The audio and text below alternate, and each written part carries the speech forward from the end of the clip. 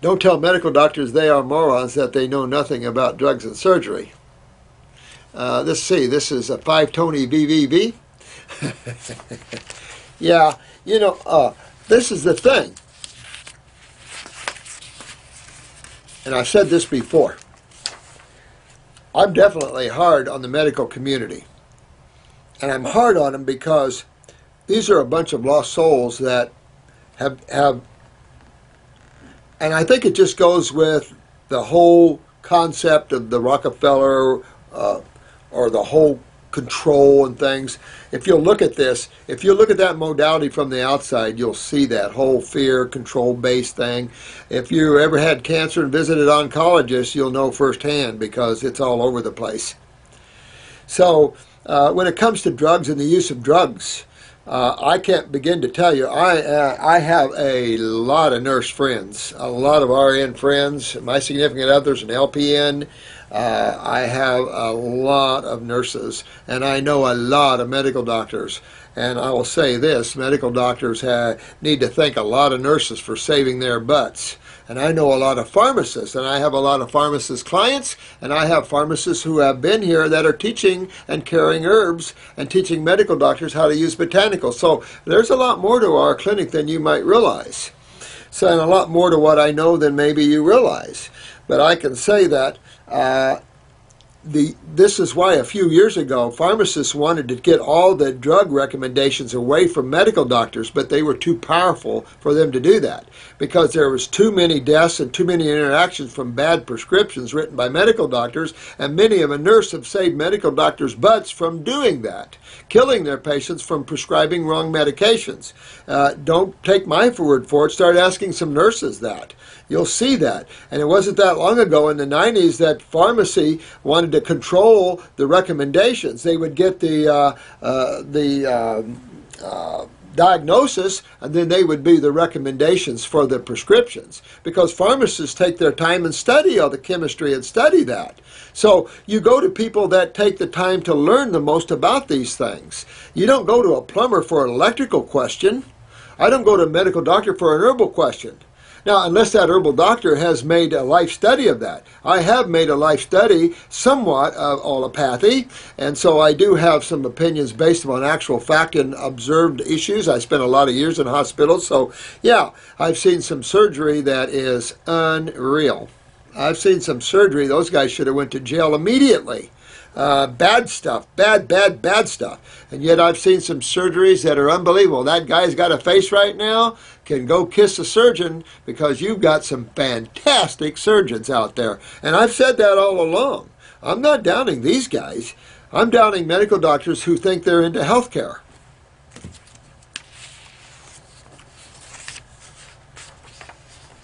Anyway, grounded Pisces. I have a Pisces moon and an Aries sun. Interesting. Interesting.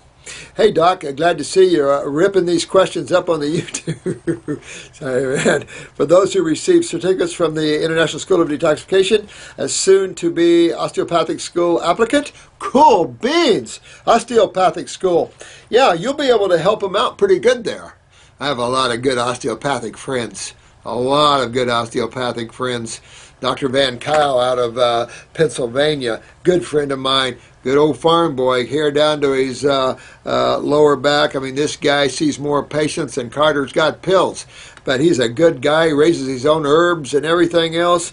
Osteopathy needs to come back to its more of its roots and get more natural involved and influence the allopaths to that way too. Instead of the allopaths influencing osteopathy, we need osteopathy to influence allopathy. I get that right? Please don't judge me. Oh, I don't at all. I'm glad you're in osteopathy. Not at all. I think that you're there to make a difference. And a lot of great osteopaths out there making a difference. Willie's got a good friend. We have a good friend up there, Dr. Streeter, up in Shipshewana. I mean, there's a lot of good osteopaths there that have taken on that natural side. I've just got a lot of respect. I have respect for all levels. It's when your level starts hurting too many people and you get lost in that and you get narcissistic about that, that's a problem. And that's the only thing about that. But we need all levels. We need allopathy. Don't get me wrong. We need surgeons. You get in a car accident, you need surgery. We need a good emergency medicine. But we also need the proper health care. We need to separate that which is emergency and trauma from that which is our daily lives. Even though we must understand in trauma cases how we pull them out of that and repair tissue at a much more rapid rate. Understanding health and vitality helps us to reach into emergency medicine and do a much better job than we're doing. And also with surgery, we must also understand naturopathy is the core healing modality, I've said this before, of all life. And all life springs from that. All these modalities, osteopathy, allopathy, homeopathy, all these viable sciences definitely spring out of nature. Because if you understand the core issue of chemistry and physics, you will understand how we repair tissue faster, how we can help people in trauma cases better, burns patients without all the suffering. I mean, there's a high level here, so enjoy osteopathy. Absolutely. I'm not judging. Good man. I'm for you. Do you think it would be helpful to add my certificate on my application resume for admissions? Yeah, I have a feeling that if they're, I don't know, you can, do whatever you want. Yeah, oh, thanks, man. I appreciate your comment here. I do appreciate it. And it sounds to me like you're going to be a very fine osteopath. I love all modalities. I think we need to respect each other. But for those that are in naturopathy, allopathy and oncology, you need to drastically change what you're doing. We need to drastically change healthcare. And once that takes place and everybody understands their role in life and their role is defined, boy, we can then do some fantastic work. All of us together can do some fantastic work on this planet. I just love it because some of you guys are really science-minded brains. I talked to one last night from Sweden. This guy's going to do well. And so we're just all facing our health problems. And I think it's just going to make better osteopaths, better allopaths, better homeopaths. It's just, we all need to know what the core healing issue is. And then if we have to use and borrow some things, we have to quit making deadly pharmaceuticals and make good botanicals that can help you better than pharmaceuticals. If we need a pharmaceutical for a stat need, absolutely. But that pharmaceutical can't have the side effect of killing you. You see what I'm saying? That's not acceptable. And we got to get out of this idea of treating symptoms because we have to understand why symptomology exists and how we cure it. Dr. Morris, what proof alcohol do you advise for making tinctures and why? Well, mine's 190 proof pharmaceutical alcohol. These companies, the company that I'm using and Blessed Herbs all bought pharmaceutical alcohol, 190 grain alcohol. I know a lovely spiritual soul that does the Fox Farms, the flower essences. She uses a good brandy, I think. The 190 pretty pure stuff. I like that. I do like Herbs of Light. He uses the grape alcohol. Very expensive stuff. It's hard to get these things. So as we go down the road, things are going to get better and better and better for all of us, and we're going to have a better menstruum and stuff.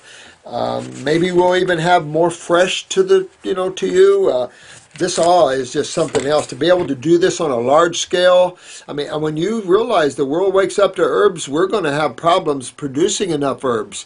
We've already wildcrafted several varieties to almost extinction. So we have to be really smart in how we do this. That's why I say there's so much opportunities to grow in creating herb farms, building huge greenhouses, growing our fruits and veggies properly, and where we can grow them in hostile environments like northern environments, and where we can have superior, maybe oceanponics or whatever. We can use superior techniques to regenerate the soils and the food. Man, sitting down to a table of a bowl of fruit, oceanponically raised,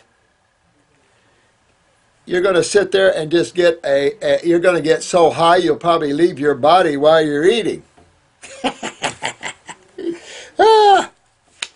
Shelby Hoff, thanks guys. I'm having some trouble getting enough cows in due to my GI issues, and Dr. Morse's office told me to not focus on cows. Yeah, you can't focus on calories, but you got, it's funny, you have to fix.